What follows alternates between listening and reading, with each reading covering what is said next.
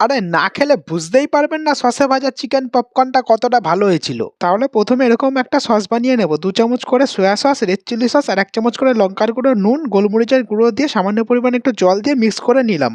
আর এখানে 500 গ্রাম পপকর্ন শেপে কাটা চিকেনকে 1 চামচ নুন, গোলমরিচের গুঁড়ো, আদা রসুন পেস্ট আর পাতিলেবুর রস দিয়ে ম্যারিনেট করে 10 মিনিট রেখে দেবো। আর এখন চিকেনটা কোটিং এর জন্য 4 কাপ ময়দা, 1 চামচ নুন আর লঙ্কার গুঁড়ো দিয়ে ভালো মতন মিক্সড করে নেব। তারপর চিকেনগুলো ময়দার মধ্যে দিয়ে ফার্স্ট কোটিং করে ঝাঁঝরির মধ্যে তুলে ঝেড়ে এক্সট্রা ময়দাটা ফেলে দিয়ে বরফ জলের মধ্যে ডুবিয়ে সেকেন্ড কোটিংটা করে নেব। এইবার কড়াইতে তেল বসিয়ে মিডিয়াম টু লো হিটে চিকেনগুলোকে ফ্রাই করে নেব। এতে কি হবে, চিকেনের ভেতরটা জুসি থাকবে আর বাইরের কোটিংটা পুড়ে যাবে না। এবার কড়াইতে সামান্য পরিমাণ তেল রেখে তার মধ্যে 1 চামচ আদা রসুন কুচি, একটা গোটা পেঁয়াজ কুচি আর সামান্য পরিমাণ একটু ক্যাপসিকাম কুচি দিয়ে একটু লাল করে ভেজে সসটা দিয়ে 1 চামচ চিনি দিয়ে চিকেনটা ছেড়ে একটু নেড়ে চেড়ে পেঁয়াজ পাতা আর 1 চামচ সাদা তেল ছড়িয়ে নামিয়ে নিলেই রেডি। এইভাবে বানিয়ে খান আর বড় বড় রেস্টুরেন্টের মজা এখন টালির বাড়িতেই